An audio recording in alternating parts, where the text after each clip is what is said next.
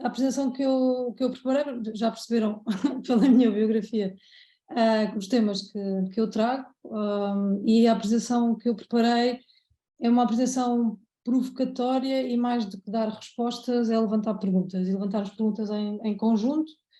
Eu não pretendo que isto seja uma apresentação só do meu lado, em que exista diálogo, portanto estejam à vontade para fazerem questões, alguma coisa que eu disse que vos provocou alguma questão ou algum estranhamento, estejam à vontade, porque os temas feministas coloniais e das questões de género levantam sempre algumas ideias preconcebidas, e a ideia aqui não é tanto dar ferramentas para, e também é, mas não tanto, dar-vos ferramentas para trabalhar na sala de aula, mas se calhar mais dar ferramentas para trabalharmos nós internamente estes temas, neste caso a partir de alguns exemplos da arte contemporânea. Portanto, fica já aqui o aviso que a ideia é mesmo provocar-vos. Portanto, criarmos aqui um debate e dialogarmos sobre estas questões a partir de uma pergunta que é o que é o perguntar, não é? E de quem detém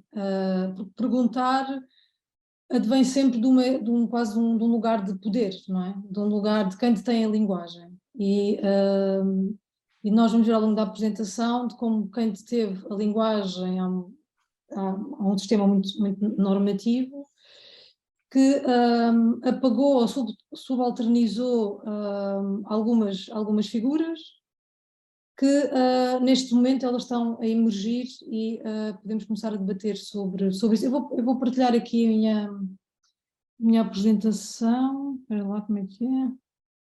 Aqui.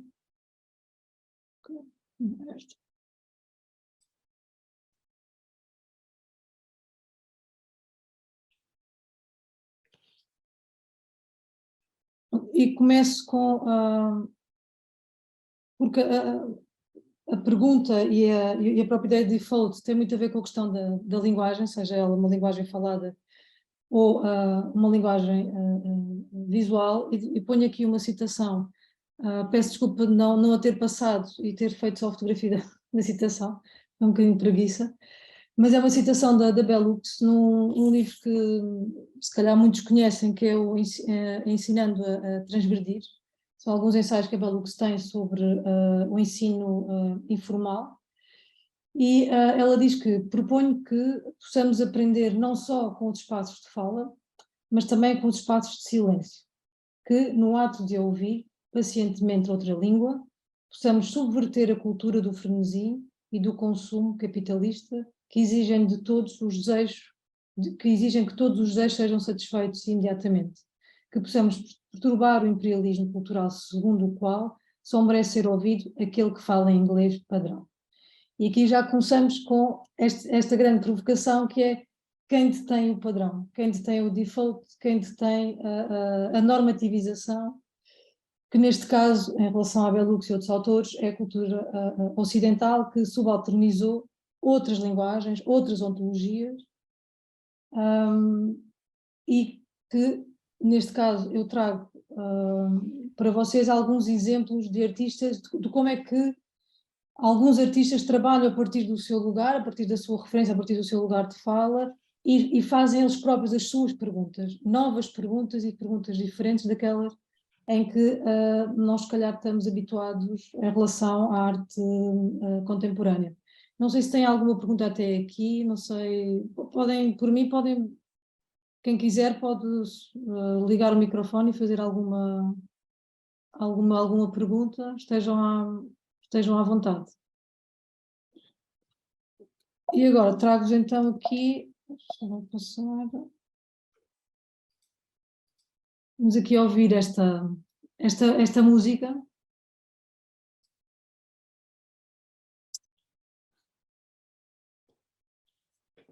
Griegos, romanos, son todos humanos. Griegos, romanos, son todos humanos. Mientras vivieron, columnas construyeron. Mientras vivieron, columnas construyeron. Dórica, dórica, jónica, jónica, corintia, corintia, corintia, corintia. Dórica, dórica, jónica, jónica,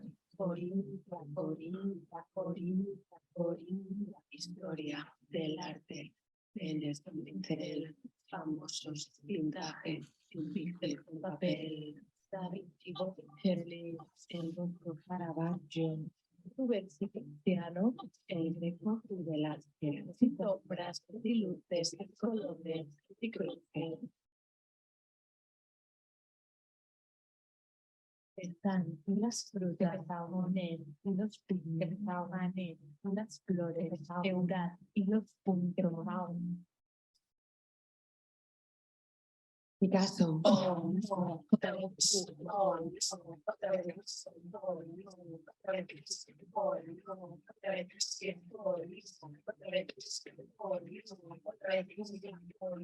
Otra vez. Otra vez.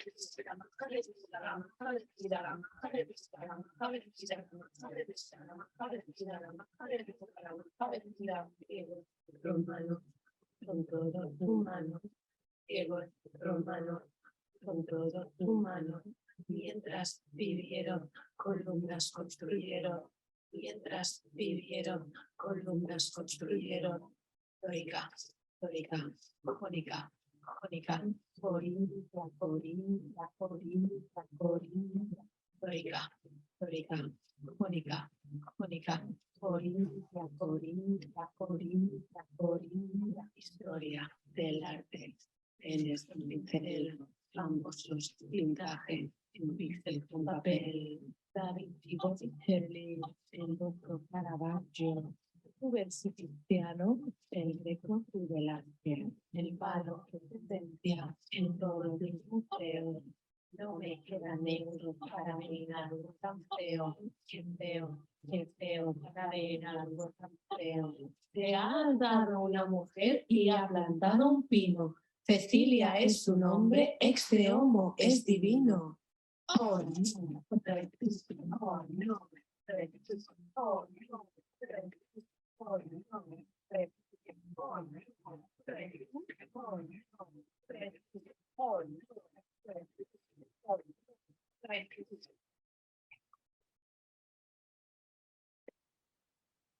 Não sei se alguém quer fazer algum comentário a partir deste. Eu gostava de dizer uma deste coisa, vídeo. posso? Seria interessante, sim. Posso? Bem, eu não Vai lá. captei muito bem a letra e as imagens, portanto, também passam tão depressa que não dá para perceber tudo aquilo muito bem. Pode realmente... Agora quem é que está a falar? O Paulo Sá. Paulo Sá, já sei. Sim. Antes de mais, boa tarde a toda a gente. Então, eu vou ser muito breve e muito direto. Eu penso, portanto, que em termos do poema, portanto, da letra, realmente não deu para perceber muito bem, tirando uma passagem ou outra. As imagens também mereciam, talvez, uma análise mais cuidada. Musicalmente, isto é uma merda. Em termos musicais, palavra de honra, eu não passava nem 5 minutos da minha vida a ouvir, só por ouvir em termos musicais, independentemente da mensagem que possa ter, mas realmente, em termos musicais, já acho de uma pobreza extrema. Pronto, é só isso. Ok, mais alguma questão? Eu já lhe vou responder, mas Ok, alguém se obrigado. aqui há mais alguma questão. Mais ninguém? Bom, o vídeo que eu trago é uma provocação, e é uma provocação para quebrar a ideia pré-concebida que nós temos do cânon e do gosto e do que é uma boa obra de arte, do que é uma má obra de arte.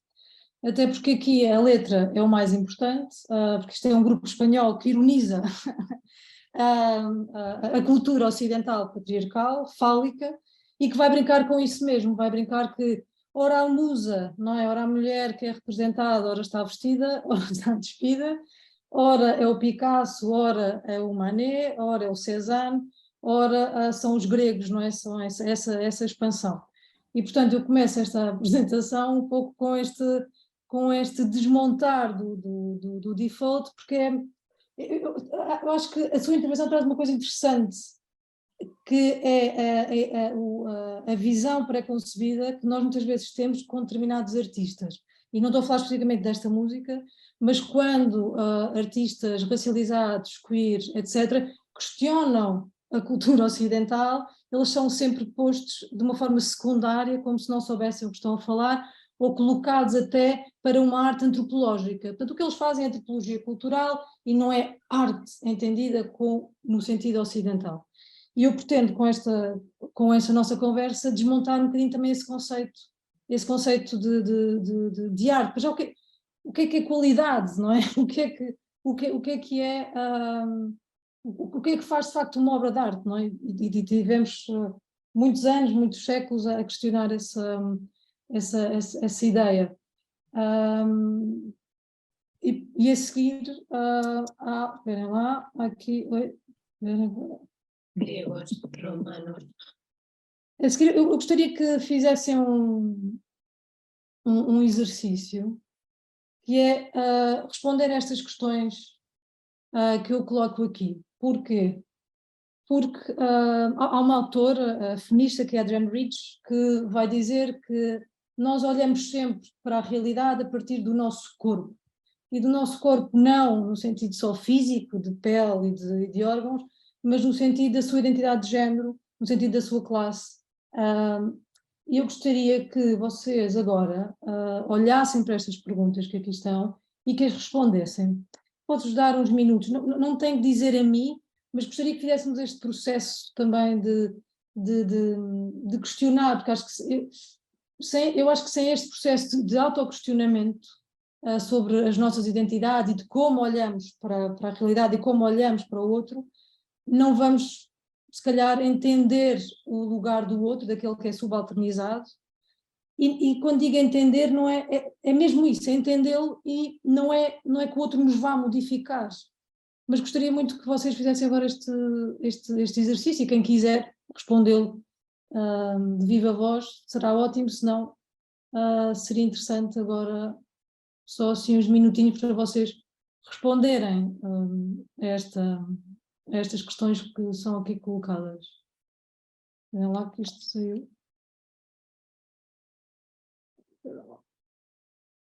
Olha lá que isto... Posso perguntar? Espera lá que está aqui. Ai, que este computador não está... Agora... Ligados aqui. Sim, sim. Diga. Posso perguntar, mas é para responder onde? Só para nós? Se quiser responder oralmente, pode haver algumas pessoas que não se sentem à vontade para responder, podem responder no seu caderno, internamente, mas quem quiser responder oralmente, será bem-vindo. Eu não quero obrigar a todas as pessoas a responderem aquelas que não querem. Mas que todas façam esse processo, que é importante.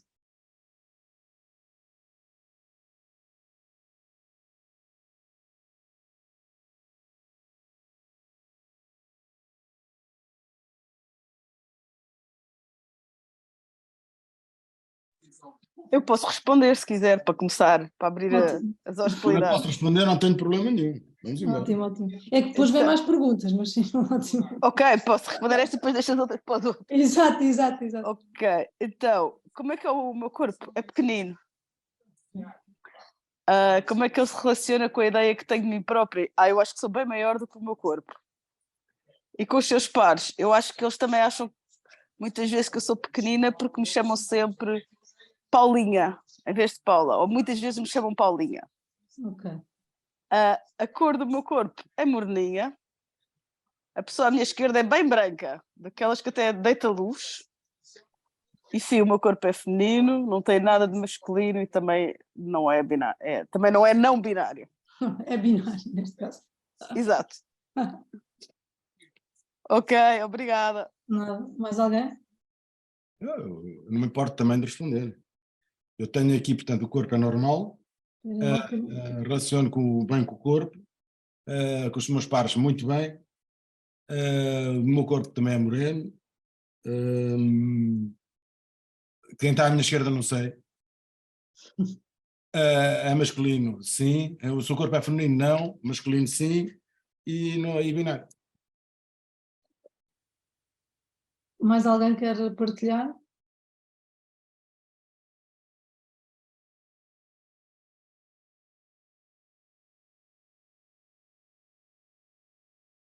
Bom, esta tomada de consciência do nosso corpo, ela vai ser muito importante até para perceber as especificidades que existem na própria discriminação e que nós depois vamos ver mais à frente com trabalhos de alguns artistas, se calhar deixo aqui passar esta.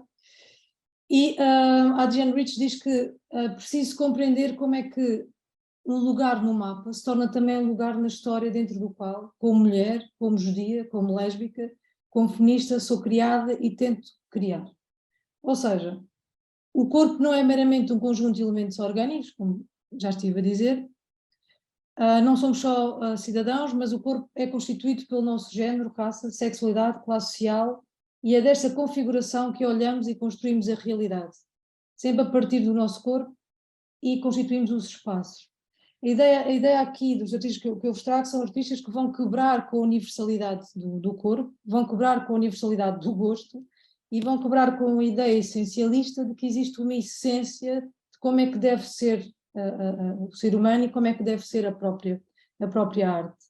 Porque as perguntas que eu vos coloquei e outras que serão colocadas adiante têm muito a ver com esta ideia que é central no meu trabalho e no trabalho de outras pessoas, que é que o ver é sujeito, ou seja, o ver, o olhar já é um sujeito político, a forma como nós olhamos, a forma como nós interagimos, a forma como deixamos interagir e criticamos o outro, já parte deste corpo posicionado, que tem uma história, que tem uma ideologia, que tem um modo de ver.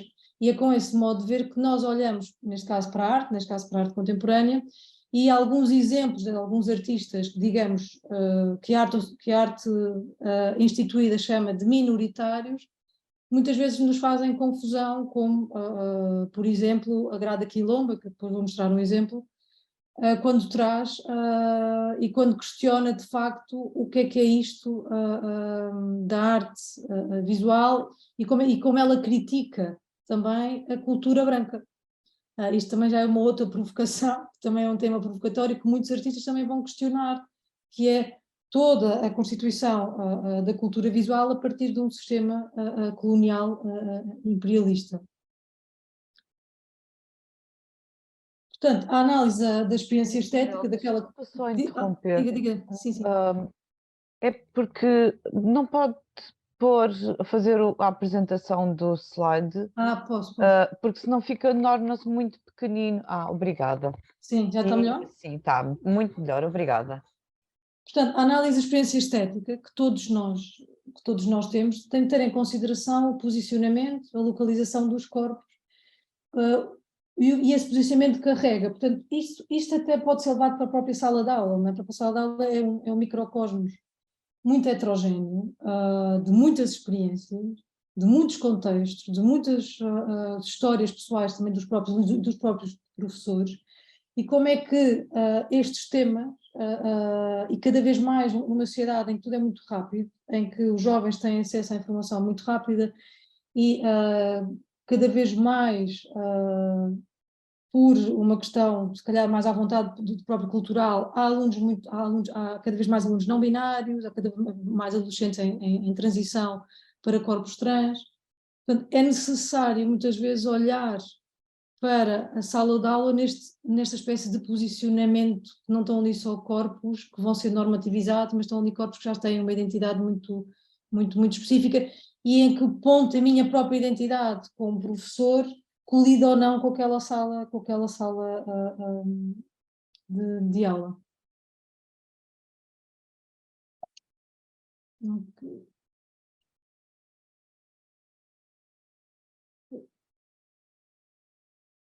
Bom, e para isto vamos começar aqui a questionar este default, e um primeiro default é o male gaze, que o John Berger, que alguns devem conhecer, um autor inglês, que fez uns documentáriozinhos pequeninos na BBC, que se chama Modos de Ver, depois foi lançado um livro, mostra como a própria cultura visual foi construindo a ideia, por exemplo, de feminino a partir de uma visão, a partir da visão do artista masculino, ou seja, a partir do artista que vai buscar a musa, e vamos agora regressar aquele videoclipe daquelas cantoras espanholas que tem a ver com a musa que está vestida, ou que está despida, e este é um print de um documentário que passou na RTP2 já, se não me engano, o ano passado, que é As Mulheres na Arte, e esta professora alemã diz que acreditamos realmente que o Bell and Dog do Jeff Koons é um trabalho muito melhor do que alguns destas celas da exposição do Louise Bourgeois. Portanto, se dependermos do mercado para avaliar o valor da arte, estamos perdidos. E aqui coloca-se a questão de que há muitos artistas que, pela sua questão, digamos, de género, acedem a lugares superiores que outros artistas que, ao longo da história, neste caso da cultura visual, foram vistos como inferiores, e até por uma questão cultural também o acesso à informação foi sendo cada vez mais lento e dificultado. Por exemplo, um dado muito curioso é que só a partir da década de 80 é que se começaram a fazer estudos no âmbito da história da arte e da teoria da arte sobre artistas mulheres. Portanto, as primeiras monografias, digamos assim, mais académicas, elas começam a surgir na década de 80, o que é muito pouco tempo para toda a história visual, não é? Para toda a influência visual que nós temos tido até aqui. Diga. Eu só posso só pedir uma coisa? Olha, só vou pedir uma coisa, espera. Eu não estou a ouvi-la bem.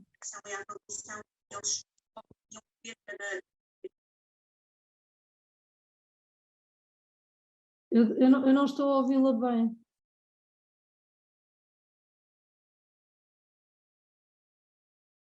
Caiu? Só peço uma coisa, quando falarem, digam os vossos nomes, porque eu não vos consigo ver a todos. E seria bom saber quem está a falar. Eu acho que quem estava a falar era Maria Cristina. Ok. Tenho essa sensação, não tenho a certeza. Mas que caiu a ligação, não é? Mas estava... Não sei se era a Maria Cristina da Silva, não faço ideia. Estava a falar. Eram dados. Afinal. A Maria Cristina estava a falar. Olha, peço desculpa, foi um engano que estava a tentar ligar tá. a minha câmara e enganei-me, peço desculpa. Ok, não faz mal. Mas alguém quer dizer alguma coisa? Eu gostava só de fazer um comentário. Em relação ao nu, não é só o nu feminino, e sabe com certeza tão bem isso como eu, não é só o nu feminino que é representado desde a Antiguidade Clássica e depois no Renascimento. Há imensas estátuas de homens também a exibir os corpos e até há imenso elogio da beleza masculina e portanto, não há, a meu ver, apenas a valorização do corpo feminino em termos estéticos. Mas a questão é que eu não estou a falar de valorização. Ou de representação, se quiser. O que eu estou a falar é desvalorização do corpo feminino, e aqui, mais uma vez, lá está, por isso este exercício do que é o nosso corpo, porque este exercício do que é o nosso corpo é um exercício de quem detém poder, e nós não podemos pôr ao mesmo nível representações femininas de representações masculinas, porque quem a representa, até a uma determinada altura, foi uma representação masculina. E, portanto, nós não podemos pôr ao mesmo nível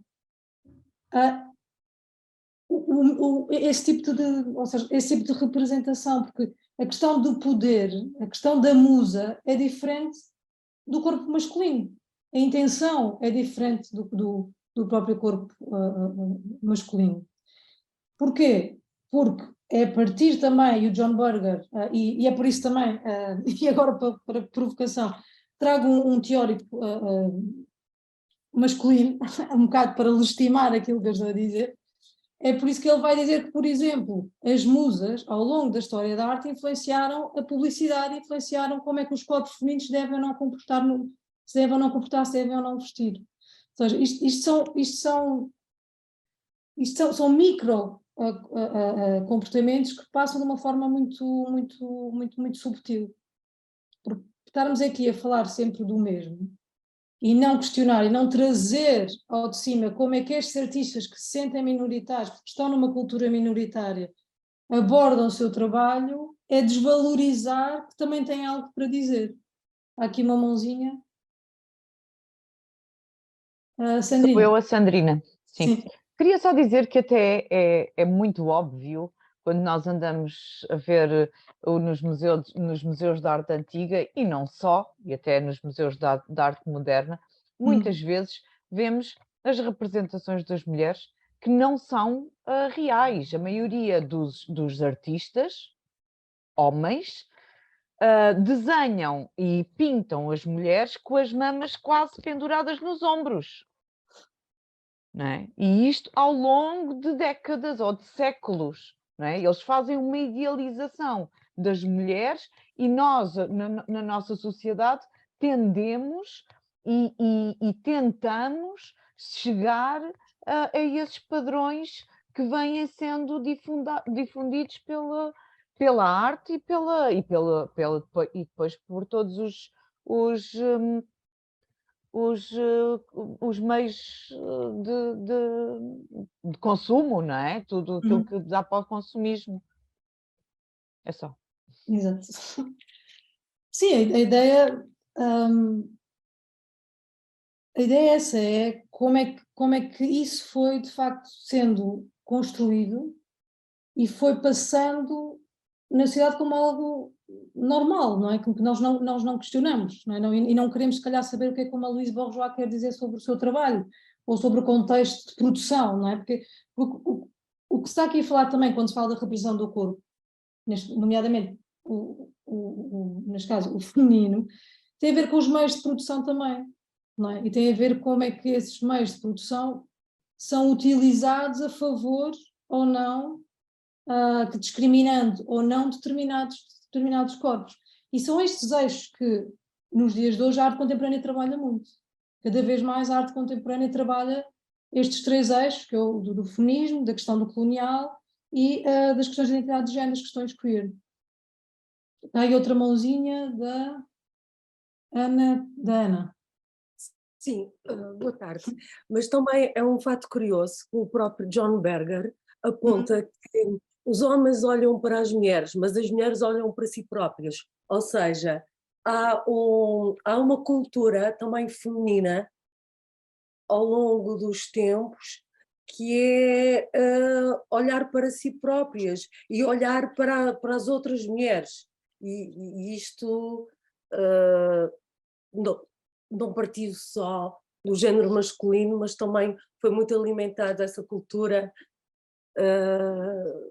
feminina do olhar e do corpo, e essa relação do corpo face não só ao género, não só à arte, pronto, que isto de facto, a arte representada pela mulher é de facto nos anos 80, tal e qual como disse, mas há esta cultura de olhar para os outros corpos femininos, o olhar feminino sobre o corpo feminino. É isso que eu... Se não estou em erro, o John Berger, depois a Lauren Mulvey, que vai usar esse conceito do male gaze para analisar o cinema, ligando a teorias psicanalíticas. Se não estou em erro, o Berger diz que a mulher olha para si, mas a partir da construção do olhar masculino. Sim. Ou seja, já não olha para si a partir de um olhar, digamos, puro, digamos assim. Sim, okay? mas participa. Mas participa, exatamente. Ou seja, ainda bem que traz esta questão, que é, estas questões que eu coloco, isto não é só, não é só o homem fálico, não é? Claro, é uma claro. cultura, e nessa cultura estamos todos, não é? Isto é um modo, digamos, é um modo de ver, não é? Digamos assim. E é um modo de construir e desconstruir, não é? Portanto, quando eu estou aqui a falar destas coisas, não estou a bater só, não estou a bater só, mas é isso, não é? Como é que isso foi sendo construído e a Laura Mulvey, por exemplo, ela vai fazer isso vai analisar isso a partir do cinema, não é? Como é que o cinema constrói a figura feminina, e recentemente há um documentário que é o Disclosure, que está na Netflix, e é, por exemplo, um documentário muito interessante para quem quiser e tenha alunos não binários e trans na sala de aula e que possa passar um filme, que é como é que o cinema foi construindo a ideia da figura trans, e de como é que isso depois também passa para nós de uma forma inconsciente, não é? E como é que nós nos comportamos com determinadas figuras que achamos que não são normativas, não é? Que não estão dentro de um cânone e de uma norma. Portanto, se puderem, vejam, eu acho que está muito bem feito e pode ser também útil para as vossas aulas, possam fazer um debate a partir dessas questões. Mais alguém? Não. Eu, Sandrina. Diz lá. Era só para dizer que isso também todas essas coisas fazem parte da sociedade patriarcal e machista em que nós vivemos e em que nós temos vivido desde há séculos, não é? Que é o dividir para reinar, não é? Só reinam se houver discórdia entre quem está por baixo, não é? Exato. Portanto, isso está tudo dentro da mesma panóplia daquilo que estamos a falar. Daquilo que estamos a falar, sim. E a Louise Bourgeois responde-vos também, que é Do you see art as men rule? Portanto, se vemos a arte como no mundo dos homens, ela diz que sim. É um mundo que tanto homens como mulheres, okay, atenção, porque aqui não estão continuamente a satisfazer um poder, não é? Que neste caso é o poder de uma cultura patriarcal, que o próprio, por exemplo, há um filósofo, que é o Georg Simmel, que é filósofo e sociólogo, que no início do século XX, ele vai escrever um texto, um ensaio sobre a cultura feminina, e vai falar sobre as questões que nós estamos aqui a falar, que é o que é ser mulher num mundo em que toda a história da cultura sempre foi masculinizada.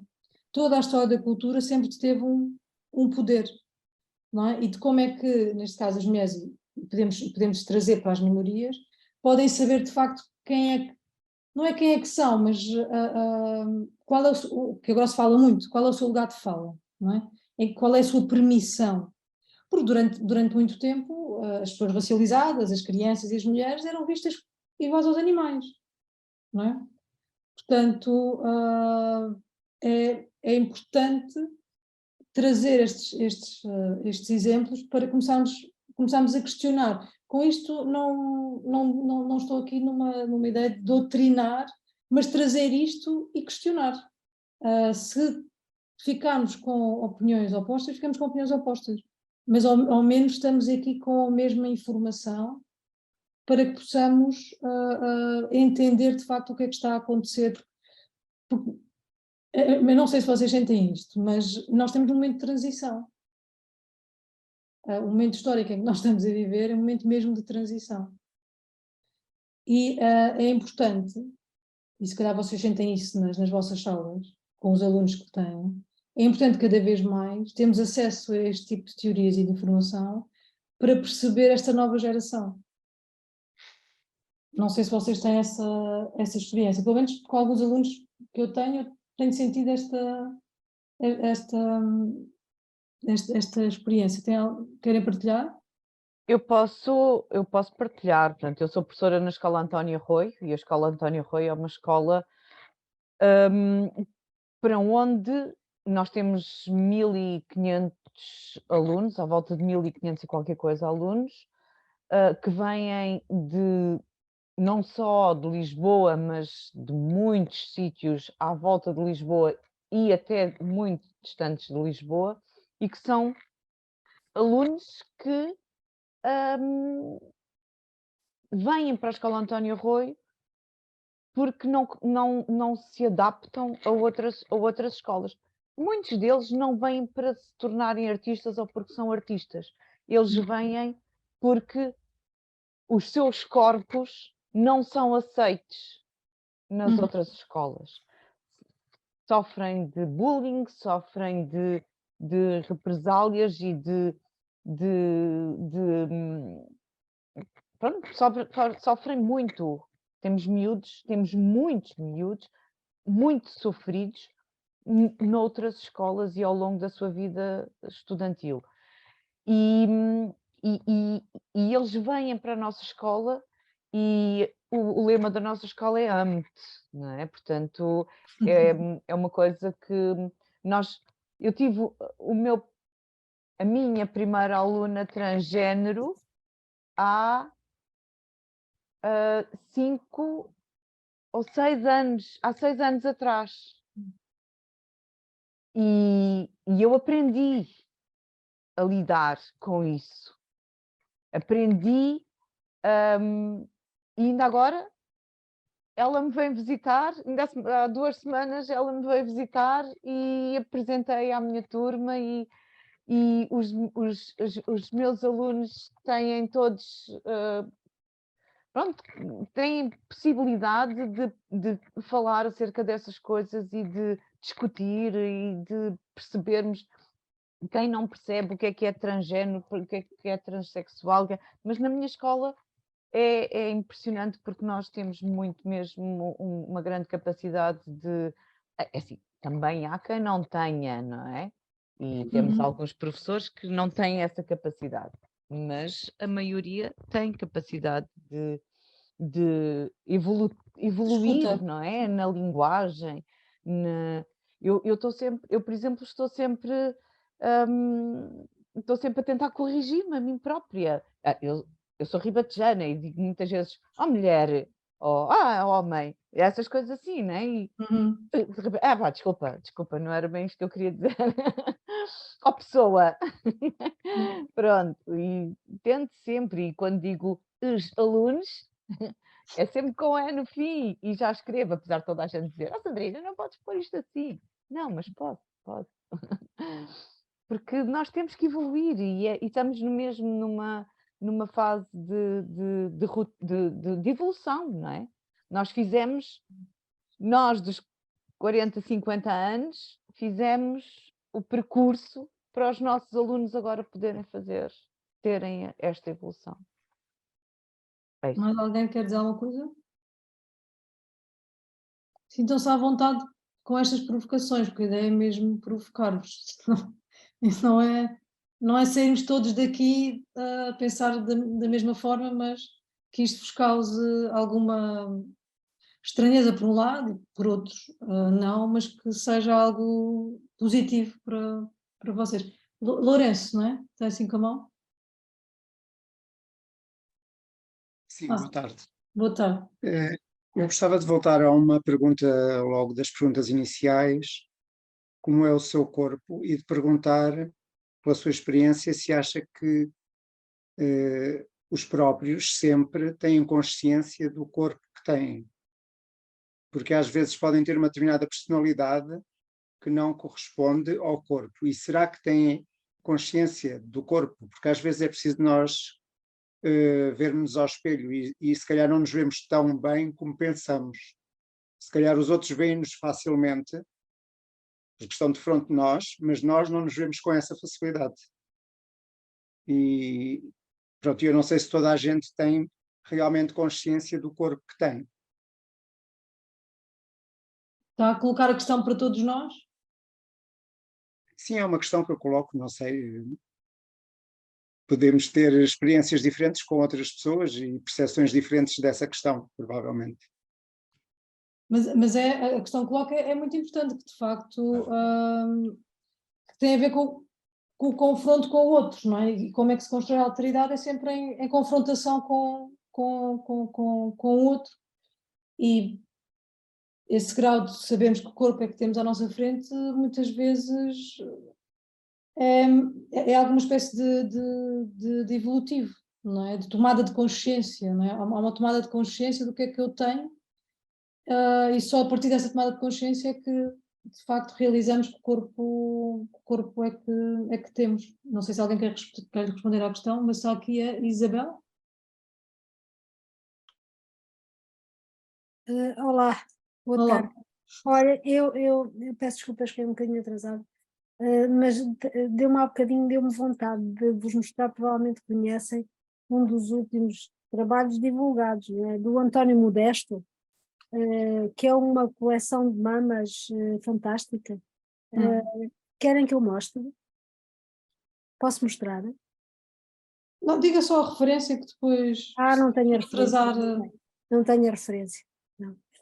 É porque é realmente uma coisa, pronto, um bocadinho em contracorrente daquilo que estavam a comentar sobre a representação do corpo feminino e os estereótipos, etc, etc. Mas pronto, mas fica, podem procurar no Instagram. António Modesto. Okay. Agora é Lino, não é? Sim, eu ia só um pouco concluindo aquela parte do outro, era, como dizia o Sartre, que o problema são os outros. Não é? Que é isso, no confronto com o outro é que depois nós nos vamos descobrindo mesmo, e aí começa o problema todo, e o problema todo da identidade, dessa relação sempre com o outro, porque nós podemos estar bem connosco, mas se estivermos isolados não existe uma parte de nós, que é a parte da interação, e isso é que começa a criar os problemas todos que depois têm que ser resolvidos. Então, continuando mais alguém? Não. Continuando, vocês podem aproveitar também estas perguntas que eu vou apresentar, eu depois posso enviar se quiserem para também fazer aos vossos alunos. Continuando as perguntas, vamos agora aqui fazer uma pausa para vocês responderem mais perguntas, e que são: o seu corpo representa um género? Como é o corpo da pessoa à sua direita? A cadeira de rodas, tem canadianas ou bengala, fazem parte do seu corpo? Já sabem, quem quiser responder, quem não, mas é bom irmos fazendo estas perguntas para começarmos a tomar consciência também do nosso próprio corpo. Cláudia, só vi agora que tinhas a mãozinha. Desculpa. É aqui olá. Olá. Sobre esta primeira questão, o seu corpo representa um género. Eu acho que o meu corpo não tem que representar um género. Okay. Mas gostava de te ouvir sobre esta questão também. Não, o corpo não tem que representar um género. Não, ou seja, o corpo não tem que representar. Mas eu acho que nós caímos nessa falácia muitas vezes, não é? E do meu ponto de vista, não é? do meu entendimento, os nossos corpos não têm que representar um género. Não, se eu entendo bem a tua questão, se vai na mesma linha, não tem, tanto não tem, que há pessoas que são não binárias, que não se vêem em géneros. Não se vê no... Porque o género, podemos dizer, e ainda um bocado acima do vá, é uma construção social, não é? Que tem a ver com questões comportamentais, de como é que a mulher se deve comportar, como é que o homem se deve comportar, esqueci logo. Comportar, isto é do espanhol, como é que se deve comportar, e portanto há uma grande pressão sobre os corpos, digamos assim, para performarem género, e géneros neste binarismo. E portanto, não, um corpo não tem que representar um género se a pessoa se sentir que não, de facto, represente. Não vamos estar aqui também, representa um género, então horrível. Não. Tem que haver espaço para que toda esta diversidade possa existir. As pessoas que se revêem num determinado género, as pessoas que não se revêem naquele determinado género. E, sobretudo, as pessoas que não se revêem no seu corpo e que querem que o seu corpo seja o mais não binário possível e que o transformam para que assim seja, não é? Elizabeth, está aqui com a mãozinha. Não estamos a ouvir. A todos, não conseguem ouvir? Agora sim. Não, agora não. Em resposta a essa pergunta, o meu corpo representa um género, é aquele com o qual eu...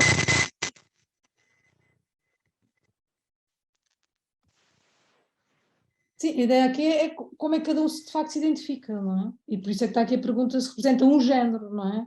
E não diz que representa o género feminino ou o género masculino. A pergunta não direciona a resposta, não é? É uma pergunta aberta. Mais alguém? Porque eu não consigo ver todos, não sei se há mãozinhas. Acho que não é? Posso só dizer, fazer uma pequena intervenção, fala Paulo Sá. Como disse muito bem, o género é uma construção sociocultural. Agora, é claro que a pessoa tem um sexo masculino ou feminino, que é a parte biológica.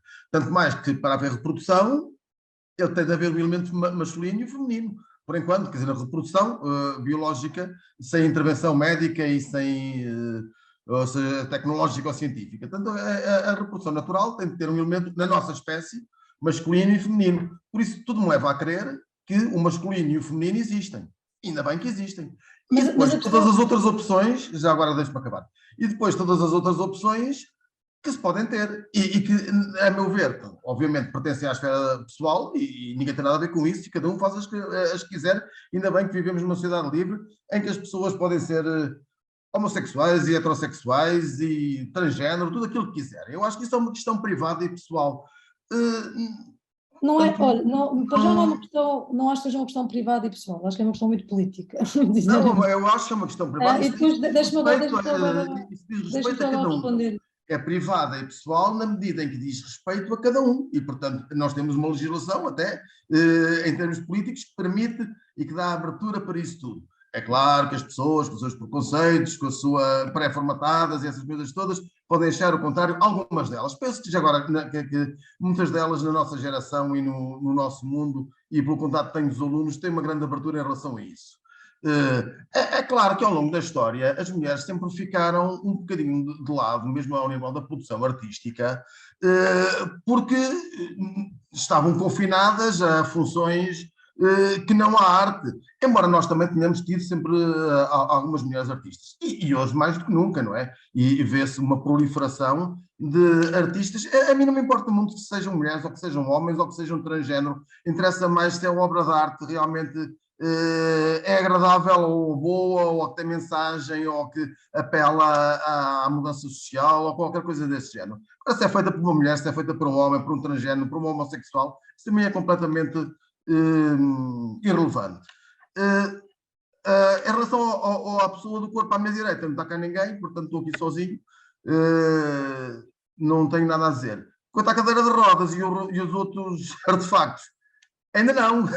E espero que nunca venham a fazer parte do corpo, quer dizer, isso, eles nunca fazem bem parte do corpo. São uns acessórios, uns auxiliares. E pronto, era só isto que eu queria dizer. Quando se fala da questão de género, é evidente que se vamos falar da reprodução da espécie humana, nós vemos como é que acontece. A questão é que tem a ver com a performatividade e com a opressão que é dada para performar um determinado corpo. Ok? Que muitas vezes as pessoas não se reconhecem nessa performatividade. Portanto, aqui ninguém está a apagar a biologia. Quando fala das questões de género, ninguém está a apagar a biologia. O que está aqui a desconstruir é o default da imagem que esses corpos têm que carregar. Ok? Mas para isso vamos aqui só continuar, que é para não atrasarmos muito isto. Já está aqui. E aqui, isto é um print do livro do John Berger, Os Modos de Ver, e ele vai mostrar, não é, como é que a própria publicidade vai construir, neste caso, a ideia de corpo feminino, e de como é que o corpo feminino sempre foi associado a um desejo e associado às marcas, não é um corpo masculino altamente musculado que está a lavar um carro num anúncio, não é? Ou a vender um carro. Tem sempre um corpo feminino estereotipado. Portanto, e aqui, nesta parte, ele vai buscar então pinturas clássicas e modernas para mostrar como é que as posições dos corpos influenciaram a publicidade. Ou seja, quase uma espécie de linhagem histórica do próprio comportamento e performatividade dos corpos. Não sei se alguém tem alguma questão, porque eu não estou agora a ver só mãozinhas. Acho que não. Isto ainda continua nos dias de hoje, porque isto é publicidade recente ao vinho da Piriquita e ao restaurante Papa Sorda. Portanto, argumentarmos que essas questões são secundárias, é que na nossa visão elas podem ser secundárias, não é? Porque nós não somos pessoas preconceituosas, mas a questão é que culturalmente ainda não houve digamos, uma evolução cultural que começasse a olhar, por exemplo, para a publicidade, para a cultura visual, sem ser a partir destes anúncios, não é? Isto é muito recente. Isto é século XXI. Posso? Se quem é que está a falar? Paulo Pereira. Sim, diga. Eu estou-me a lembrar da hora Coca-Cola Light. Uhum. Este é um exemplo em que, e há outros, e uns perfumes e assim umas coisas, volta e meia aparece lá, assim Lá está, de volta e meia. um rapazão. De volta e meia, de volta e meia. Posso só fazer Pode. Sim. Esta história da publicidade, de facto, não termina aqui, a partir sobretudo dos anos 80, não é? Com a dita emergência do homem novo e da representação do homem novo na publicidade, nós temos imensamente também a exploração, para usar a palavra que está a usar, e que sim, do masculino, não é? Do corpo masculino. Veja, por exemplo, os anúncios da Levi's dessa altura, anos 80, 90, não é? São muito carismáticos e muito paradigmáticos da entrada do corpo masculino também na publicidade, e que se mantém até hoje. É uma Marlboro, não era? Com aquele senhor a fumar. Também, mas quer dizer, o elogio digamos, da coisa física, não é? Da componente física do corpo, foi muito explorado, nomeadamente para Levi's, não é? Mas não só, quer dizer, os anos 80 são uns anos de viragem muito interessante, curiosa, da representação, não é? E da representação do masculino e do feminino e outras coisas, que, quer dizer, que não permitem fechar, digamos, este histórico das representações do corpo na publicidade, nestes anúncios relativos apenas ao corpo feminino. Pronto, era só isso que eu gostava de dizer. Alguma questão? Mais alguém? Quando vocês põem as mãozinhas, só para perceber, a pessoa aparece logo na primeira tela, não é? Eu tenho aqui várias, é só para perceber. Bom, não vejo aqui mais ninguém.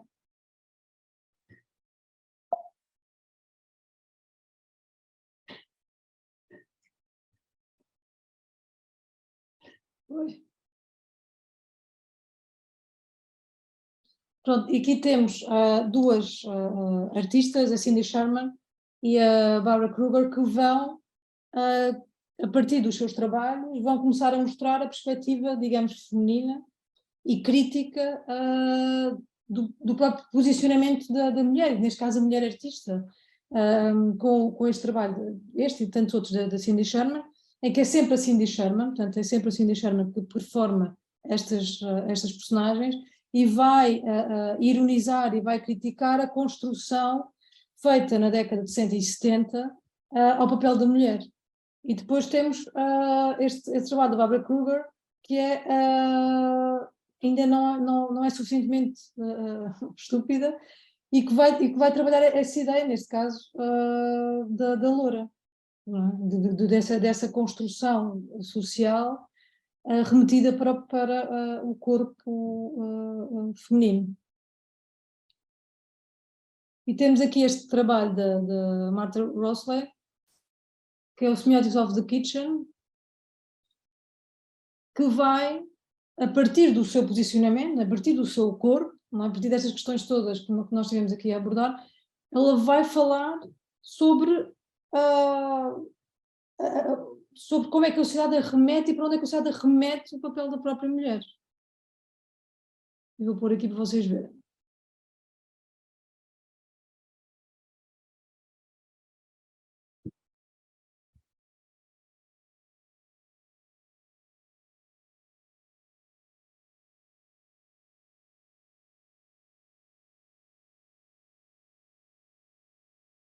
Reparem que esta obra é de 75.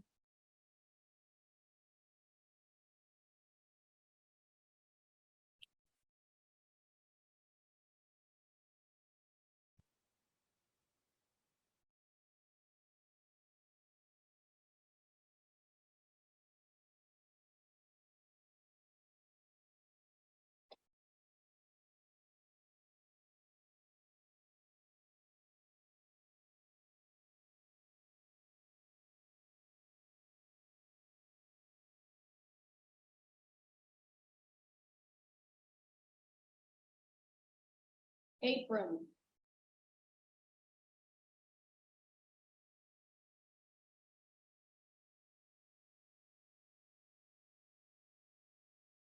Bowl.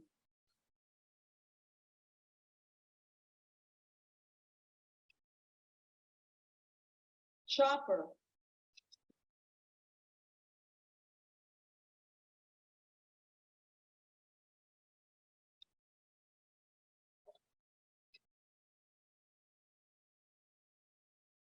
Dish.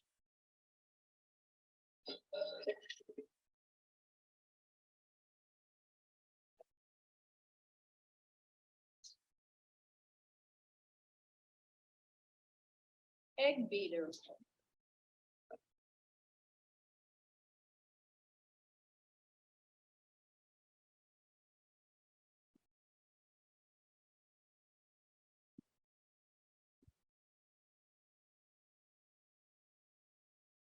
Fork.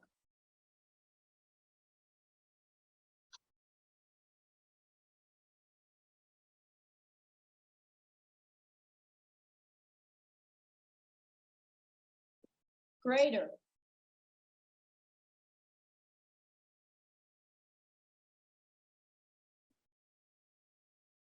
Nós podemos, em relação ao vídeo, ficar por aqui, depois podem ver o resto. Acho que dá para ter já uma ideia do trabalho desta artista. Jorge, eu não sei quanto tempo ainda tenho.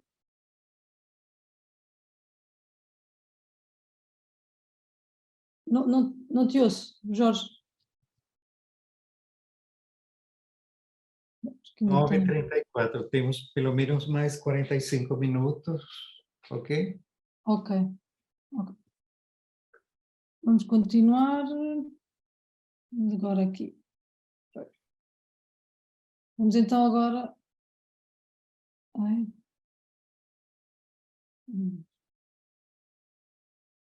Vamos a mais umas perguntas.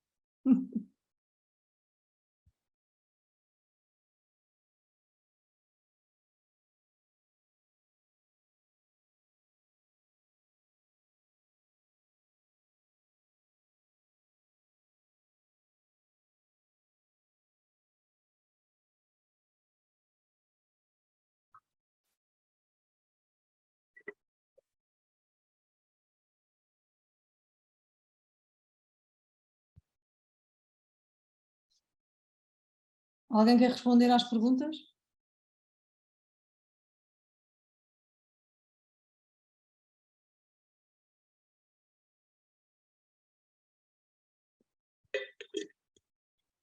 Posso? Sim.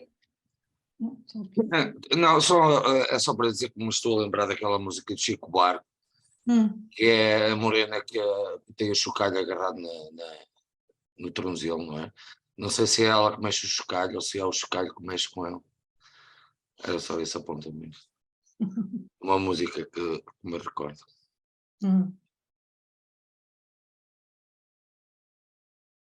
Mais alguém?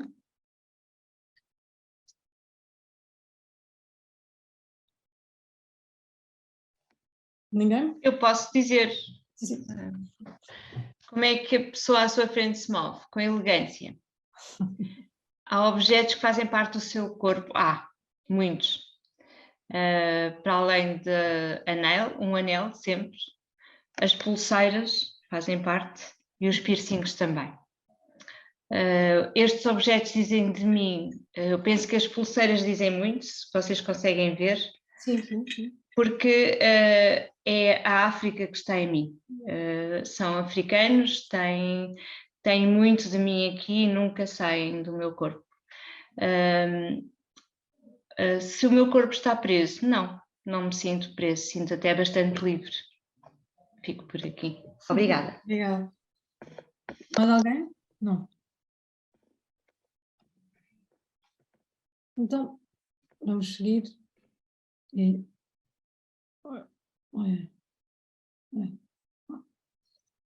vamos então, já estivemos a falar da questão, digamos, do male gaze, não é? Da questão da constituição da imagem feminina, e vamos agora começar a falar da questão trans e de como é que esse gaze também foi sendo construído e de como é que podemos desconstruir esse default. Eu trago aqui um excerto do filme do Almodóvar, Tudo sobre a Minha Mãe, que por acaso há muito pouco tempo tivemos a questão no Teatro São Luís, que este texto foi adaptado para o teatro, e trago aqui então isto para depois já comentarmos.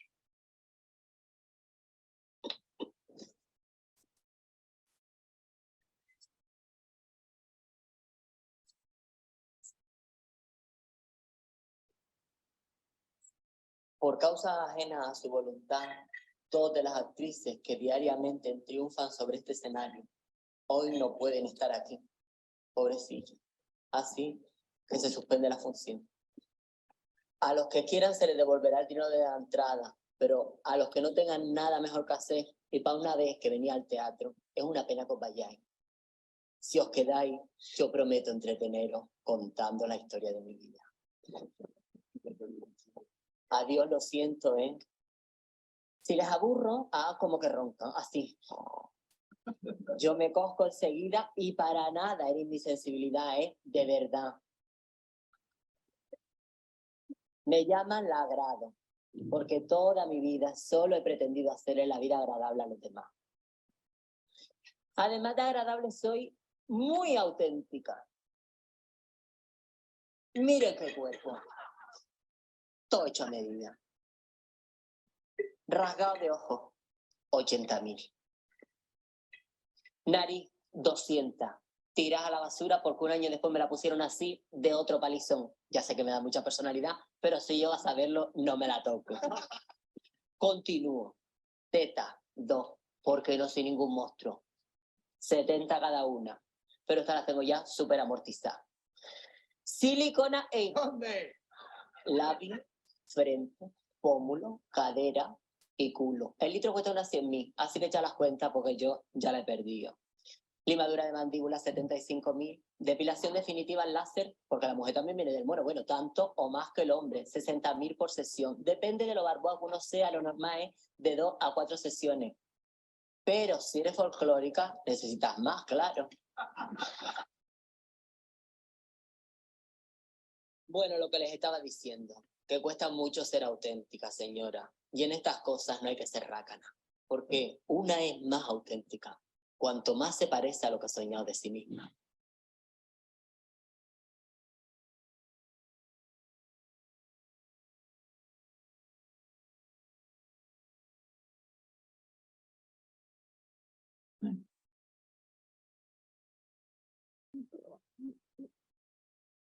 Alguém quer comentar? Iniciamos agora aqui. Ninguém?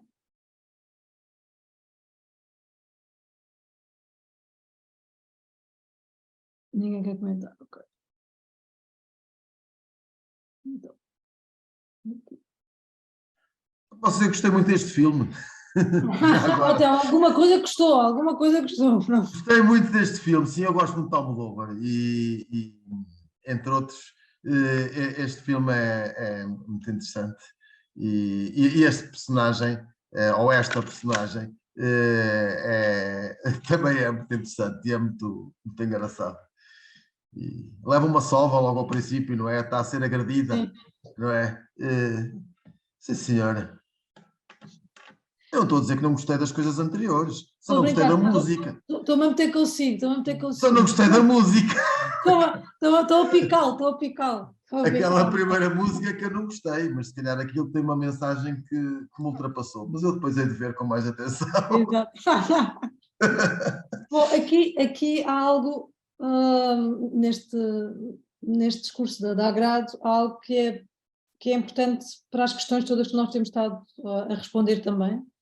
Tem a ver com a autenticidade, não é? Que ela diz que ela quer ser autêntica e ser autêntico é estarmos mais próximos de nós próprios. E depois também tem a ver muito com a ideia de como é que nós construímos a imagem do outro e essa imagem nos influencia também, não é? Quando nós, a meio da conversa, estivemos a falar sobre a questão do John Berger e alguém falou, mas as mulheres também olham para si próprias, não é? Mas olham para si próprias a partir, não é, de um determinado sistema que tem a ver também com este apagamento, neste caso, vamos falar das pessoas trans, mas que nós podemos recorrer a exemplos da arte para falar, por exemplo, sobre estas questões numa sala de aula e mostrar, por exemplo, a Xavier Dion, que se saiba, é um dos primeiros retratos de uma pessoa trans, de 1792. Depois temos a Rose la Vie do Marcel Duchamp, digamos, o seu alter ego, e temos esta série de trabalhos de Nan Goldin que vai trazer, numa linha mais crítica, vai trazer o que a televisão não mostra. Neste caso, a televisão americana não mostrava, e ainda hoje não mostra tanto, mas já mostra muito mais. Que ela vai trazer a sua própria realidade. São os seus amigos homossexuais, os amigos trans, vai trazer todo o universo também, depois dos anos 80 da SIDA, mas numa resposta ao que a televisão não traz. E durante muito tempo, se calhar hoje a televisão já não tem tanto impacto e tanta influência, pelo menos nos mais jovens, ou se calhar são mais as redes sociais e a internet, mas durante muito tempo a televisão construiu o nosso imaginário. As séries de adolescentes que nós vimos, ou os filmes que nós vimos, foi construindo o nosso próprio imaginário. E é com isso que a Nan Goldin vai criticar e vai trazer, tal como a Cindy Sherman e a Kruger, vão trazer outros modos de olhar a partir do seu próprio corpo, a partir do seu próprio posicionamento e da sua própria realidade. Não sei se alguém quer dizer alguma coisa. Sandrina? Eu estava aqui a pensar já desde há bocadinho, é assim, eu acompanhei a polémica sobre o espetáculo aqui em Lisboa. No teatro. E compreendo perfeitamente e estou solidária com, agora não me lembro o nome dela. A Dusty. A Dusty. Estou solidária com a Dusty mas aquilo que eu queria falar não era sobre isso. É sobre esta coisa de... Porque agora podemos mudar o nosso corpo.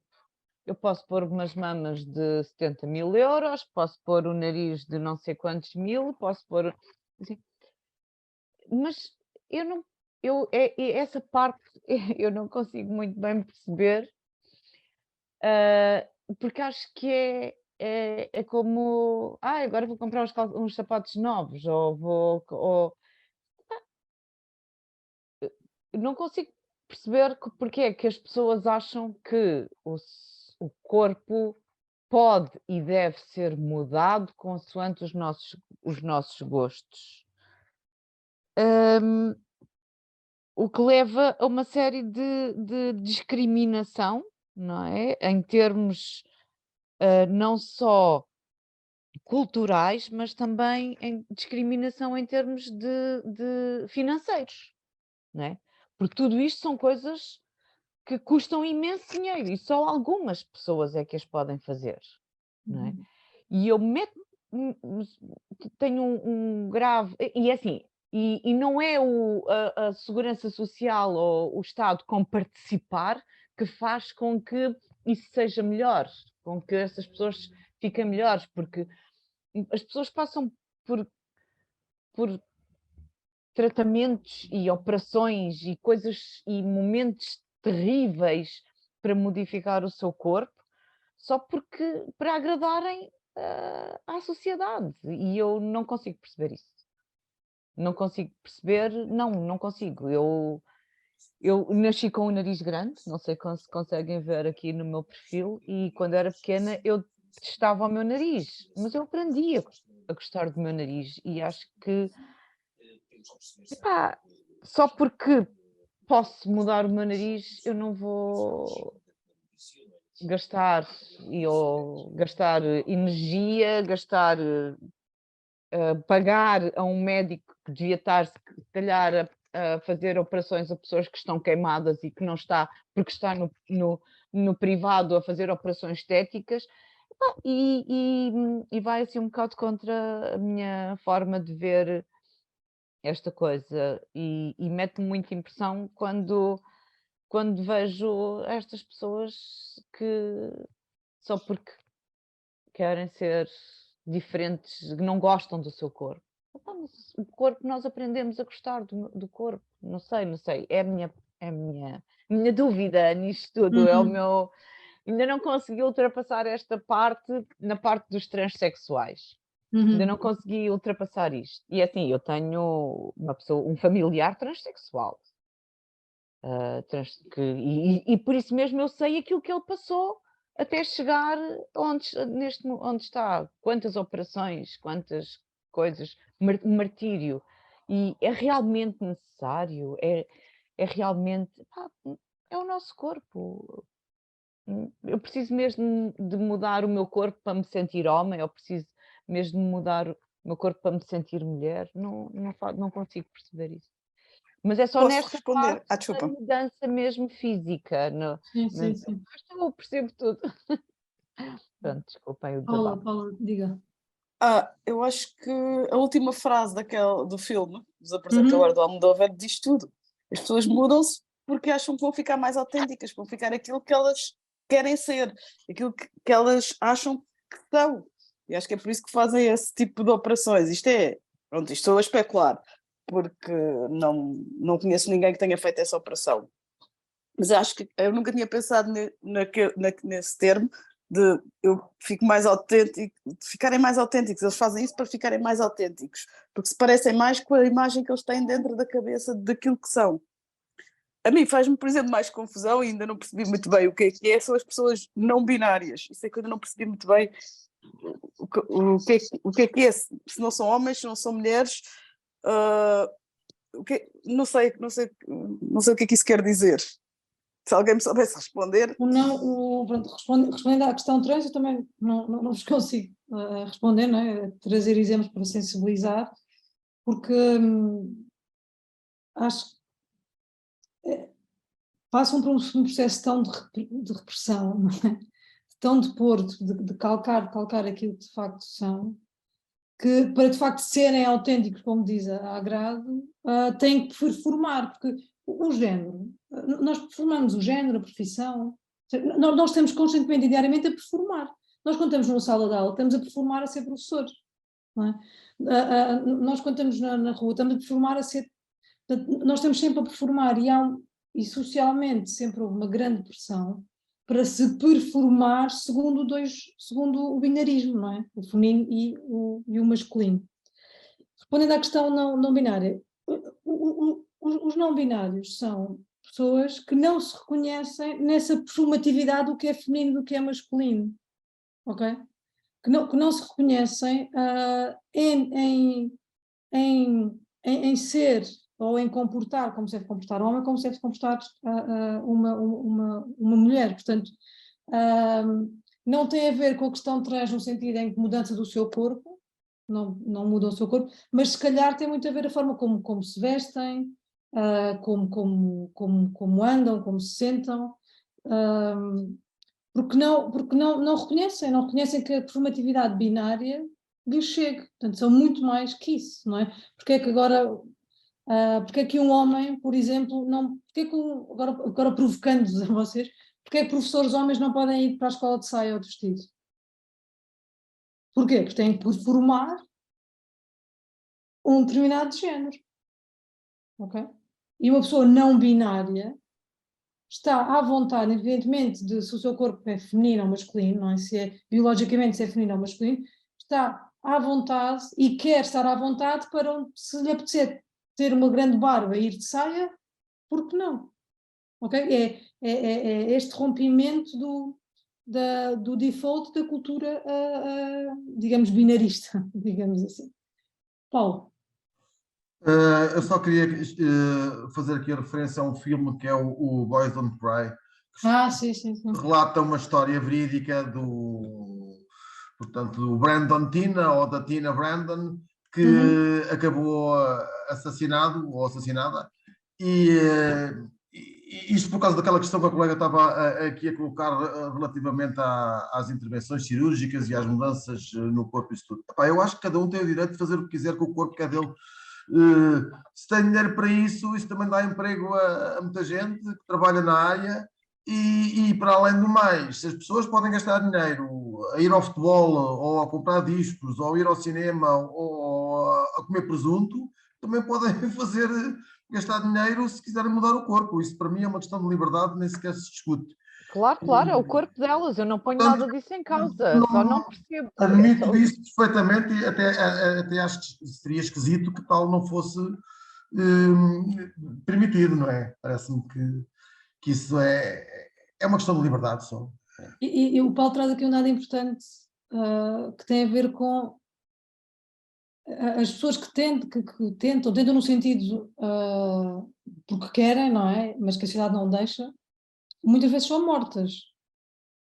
Não é? E é um dado muito importante quando falamos destes corpos, pensar que são corpos que estão sempre em perigo, mas que o seu interior é tão, ou seja, é tão forte a ânsia de não se sentirem bem, não é? Que enfrentam esse perigo. Portanto, com isto o que eu estou a dizer é que muitas vezes pensam, a pessoa não sabe o que quer, não, quer dizer, para enfrentar, não é? Para enfrentar a sociedade e saber que o seu corpo pode ser morto, não é alguém que não sabe o que quer, não é? Portanto, é alguém que está em bastante sofrimento e que precisa, não é? Precisa ser ele próprio, que é um bocado esta autenticidade de agrado, não é? Que depois podemos depois colocar várias questões que têm a ver com a própria influência da própria cultura do que é performar ser mulher ou ser homem, não é? Dos lábios, do rabo, dos seios, não é? Etc. Vamos só aqui continuar. Agora estamos onde? Ai. Agora vamos para a questão do colonial, que em Portugal, dado a história de Portugal com a escravatura, ainda é um tema, ou seja, a ferida ainda não está trabalhada, não é? A ferida sobre a questão colonial ainda não está trabalhada. E eu trago-vos aqui um trabalho da Grada Quilomba, que é uma artista racializada, que escreveu um livro que é mas aqui da plantação, esqueci-me agora do primeiro. Alguém sabe? Se calhar Cláudio, sabes? Não? Memórias da plantação. Sim, Memórias da plantação, exatamente. Sim. Memórias da plantação. Que foi publicado primeiro na Alemanha e só passado uns 10, 15 anos ou 20 é que é publicado em Portugal. Ela como artista portuguesa, racializada, o seu livro, por falar a partir do seu corpo racializado, sobre a questão da escravatura e sobre a sua herança, só há muito pouco tempo é que é publicado em Portugal. E acho que isso é algo que nós podemos começar a questionar, não é? Porque é que há muito pouco tempo é que este livro pode ser publicado em Portugal. Porquê? Porque só agora é que começa a existir uma abertura para começarmos a ouvir a perspectiva dos artistas racializados sobre a ferida, ou seja, a partir do seu processo. Há um teórico, que é o Paulo Preciado, que é um teórico da literatura da teoria queer, que vai dizer que as nossas subjetividades elas são construídas sobre feridas de outras subjetividades. Não é? Ou seja, a forma como nós nos construímos e a cultura é construída é sempre sobre feridas de outras subjetividades. E neste caso, estas subjetividades minoritárias. Então, vou mostrar o vídeo da Grada e já vamos comentar.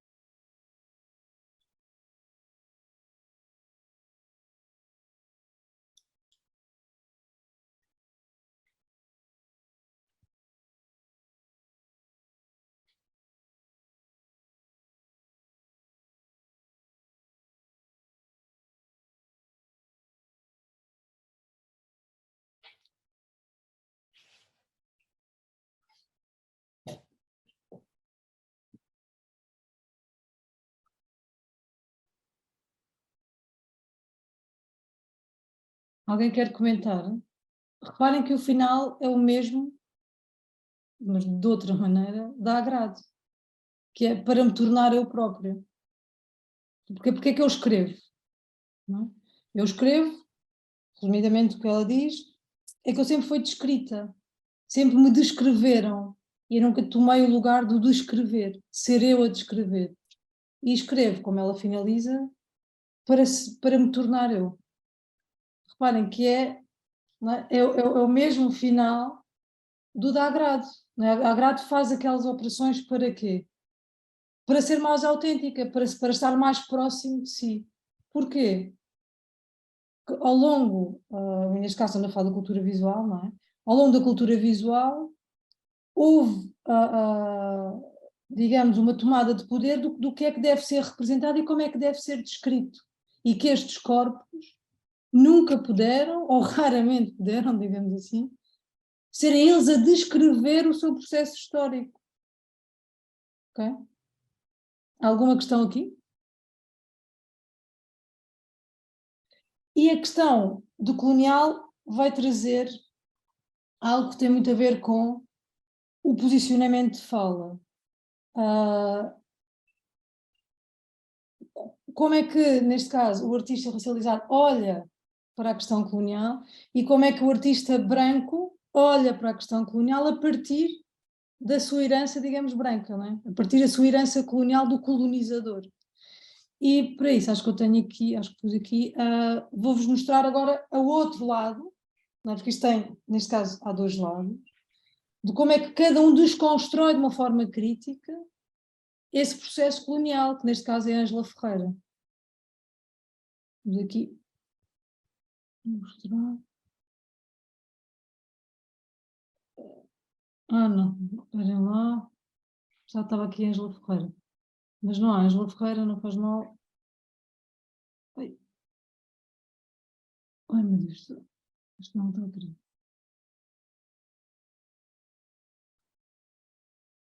Só tinha posto aqui a Ângela Ferreira, mas podemos então ver, por exemplo, a Adriana Varjão, que é uma artista, neste caso branca, mas brasileira, e que vai trabalhar a sua ferida a partir do Brasil e trabalha sempre a partir mesmo da ferida.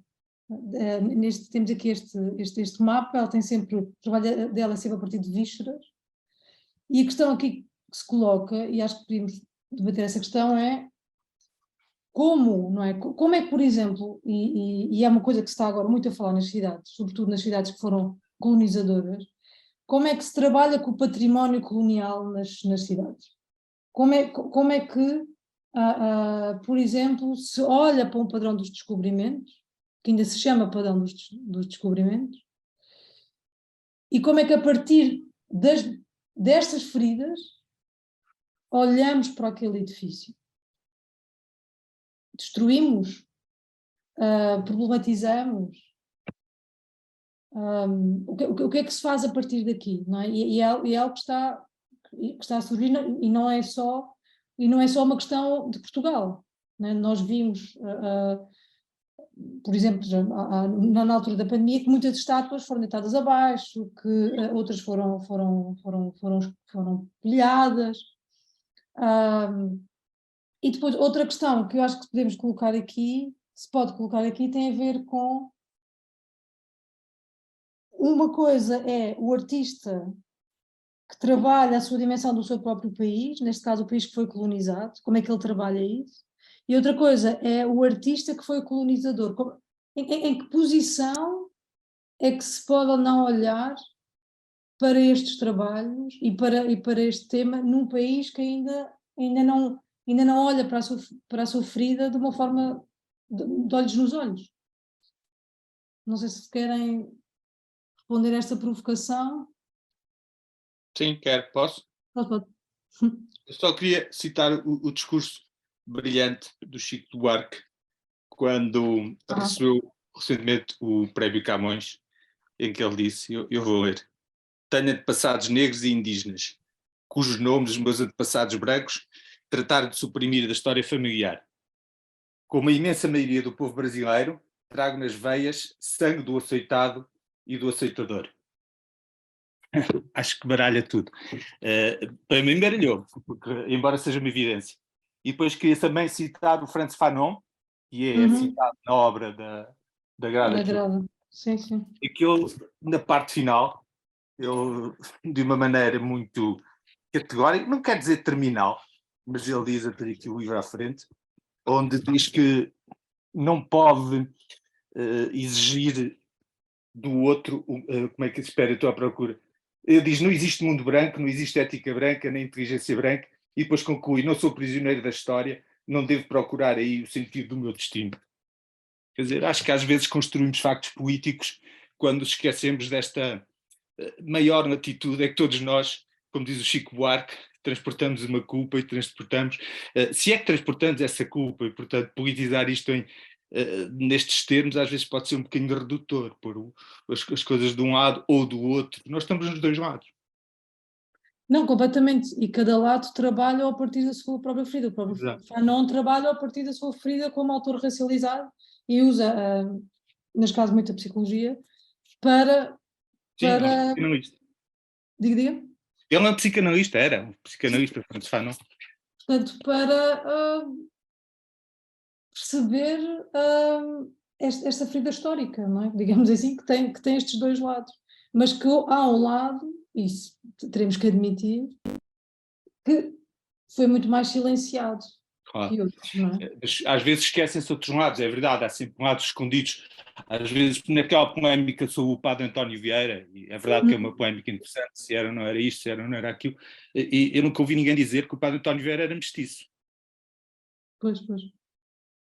Não era mestiço. Portanto, também estava nos dois lados.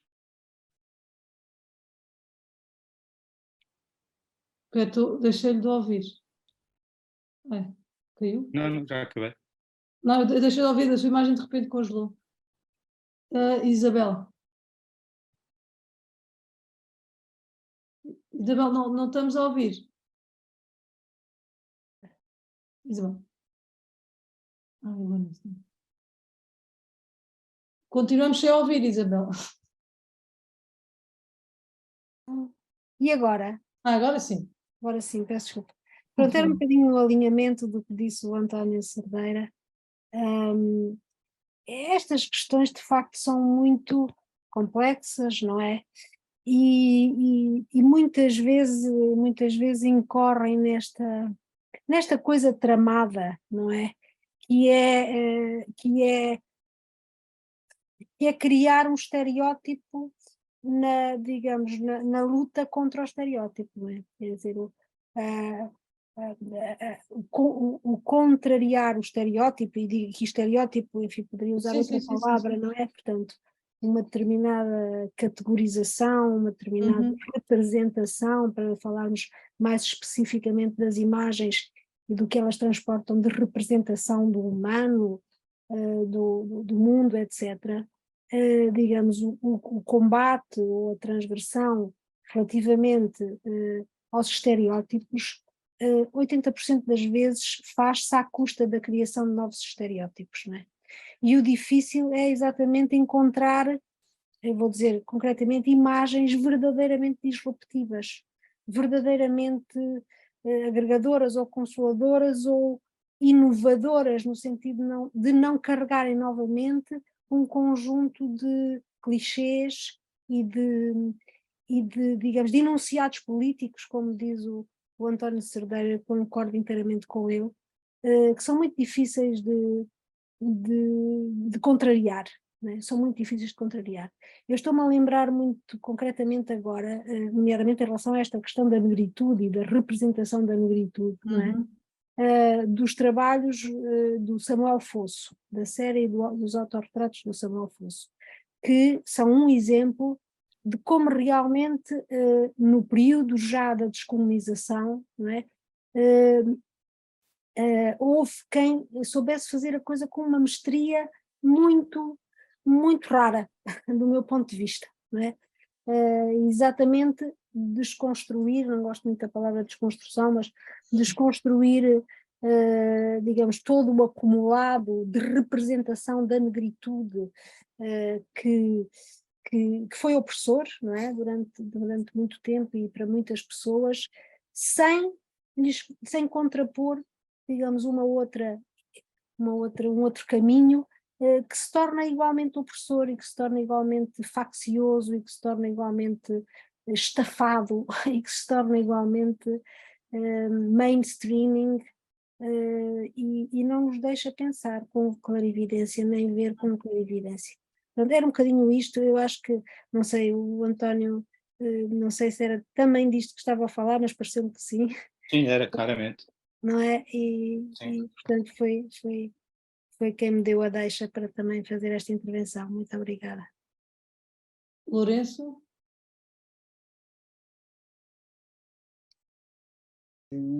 Sim, eu penso que também é um bocado nesse sentido, ou seja, nós não podemos encarar estas questões com base em preconceitos, sejam eles velhos ou novos. Se nós fizemos coisas negativas, quando lá estivemos, fizemos, certeza, mas também lá deixámos um património material e imaterial enormíssimo. Não foi tudo negativo. E se nós colonizámos, também fomos colonizados. Ou seja, aqui ao pé de mim, por exemplo, acho que toda a gente conhece as ruínas de Conímbriga. O que é que nós fazemos com as ruínas de Conímbriga? Estiveram cá os romanos, deixaram-nos aquele património. Eu acho que nós até tentamos valorizar o património que nos foi deixado. Não vamos enfatizar os aspectos negativos que também houve quando os romanos cá estiveram. Por isso, eu não sei se realmente é produtivo. Eu penso que, se calhar, no nosso caso, com os romanos já é mais distante, não é? E isso também tem o seu peso, mas, de qualquer das maneiras, não podemos agora estar sistematicamente a enfatizar os aspectos negativos, porque acho que devemos aproveitar o melhor que a vida tem e que as situações nos trazem, não é? Simplesmente agora aqueles são os maus, vamos martirizar os maus, quando eles não são os maus, foram os antepassados, mas agora vamos martirizá-los porque os antepassados foram maus. Quer dizer, acho que também não é bem assim. Eu compreendo perfeitamente a mágoa e todas as fragilidades que essas pessoas possam ter e essas sociedades, mas também tenho que dizer outra coisa. Há situações pelas quais eles passaram e pelas quais os nossos também passam e passaram. Ou seja, no século XX, por exemplo, nós aqui estávamos numa ditadura. Os portugueses eram perseguidos, eram presos, eram torturados. As pessoas que eram de classes sociais mais baixas tinham uma extrema dificuldade em aceder à cultura, em evoluir, em estudar, passavam fome, etc, etc. E por isso o facto de ela, por exemplo, a Grada Quilomba, querer escrever, também as pessoas das classes mais baixas em cada país têm essa dificuldade, e isso não tem nada a ver com este tipo de colonização. Se lhe quiserem chamar também colonização, não é? Mas é outra situação. Mas essas pessoas também têm essas dificuldades. Não são só aqueles povos que foram colonizados. Mais alguma questão? Sim, posso acrescentar, completar só mais um bocado. Pode, O Franz Fanon dizia mesmo, eu há bocado não consegui encontrar a citação, agora digo: irei pedir ao homem de hoje para ser responsável pelos negreiros do século XVIII. Ele interroga-se sobre isso. Mas esta é, digamos assim, a conceptualização em termos históricos. Ora, regressando à Grada Quilomba, o que ela toca, e o que ela, para mim, acho mais interessante no livro dela, é aquilo que ela chama o racismo do cotidiano. Exato. E o próprio processo de exclusão da Grada Quilomba da representação na Bienal constitui por si só uma prova desnecessária e escandalosa como é que preconceitos racistas se movimentaram no sentido de excluir. Porque não sei se estão recordados do processo. Sim, eu sei bem. Há um membro deixe-me recordar, para os colegas que estão, há um membro do júri que, sem pôr em causa o juízo que ele tem o direito e que lhe pedem que faça, mas ele atribui uma classificação que é exatamente aquela classificação que, por ser tão baixa, escandalosamente baixa, afastou a Grada Quilomba da representação da Bienal.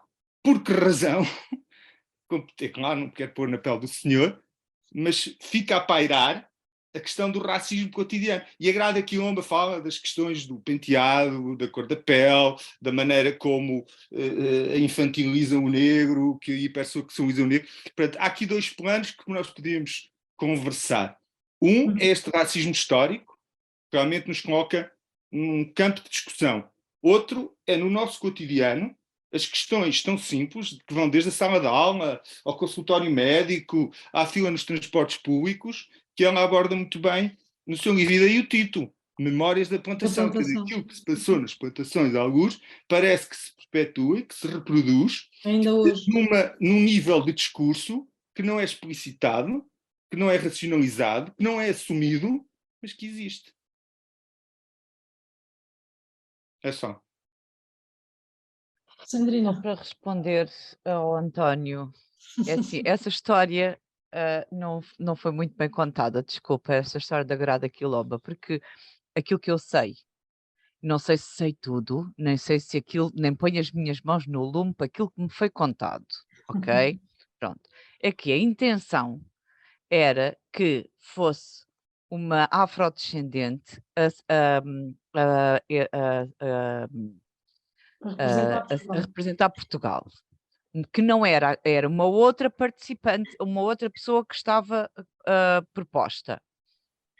E aquilo que foi feito foi, uns deram nota alta à Grada Quilomba e baixa aos outros participantes, outros deram nota alta ao outro participante e baixa à Grada Quilomba, que era para sobressair a outra afrodescendente. O que é que acontece? Não baixaram a nota suficiente a Pedro, não é? Sim, que é não baixaram a nota suficientemente, não é? E foi Pedro que nos foi representar com as consequências de toda esta história macabra, não é, que se passou, porque foi uma história macabra, não é? Tanto para a Grada Quilomba, como para Pedro, como para a outra participante que era suposto ir representar Portugal. Pronto, isso, e é neste mundo que nós vivemos. Sim, foi um episódio lamentável. Foi.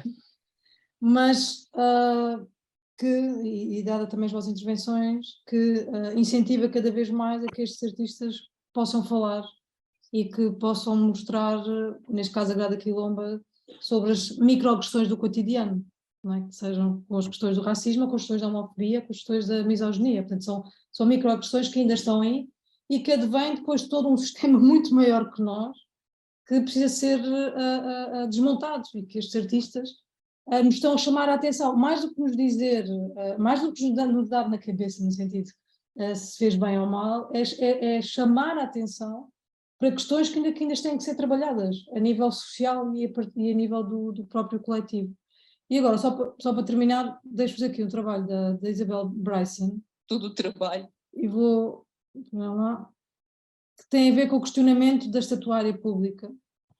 E vamos aqui ouvir a Isabel Bryson. Todo o trabalho foi em volta da ideia de o que é que poderia ter mudado se nós quiséssemos mesmo, depois do 25 de Abril, alterar o espaço público de uma forma significativa e ver-nos livres de alguma da ideologia do Estado Novo, da forma como ela está presente no nosso espaço público, o que é que nós poderíamos fazer? E foi com base nessa pergunta que eu comecei a tirar esculturas e a pô-las. Isto, se calhar, transcende já o Estado Novo, porque eles não inventaram a natureza do espaço monumental, eles usaram isso muito bem, mas isso é uma coisa que é usada por vários regimes ao longo da história. E acho que com isto podemos terminar, não sei se tem coisas a dizer, mas acho que posso dar por terminado aqui a apresentação e as provocações que trouxe aqui para falarmos. Não sei se alguém quer dizer alguma coisa, se quer...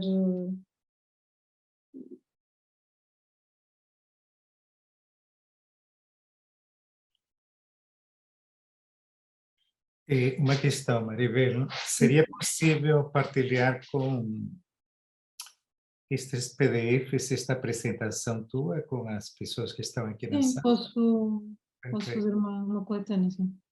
Ok.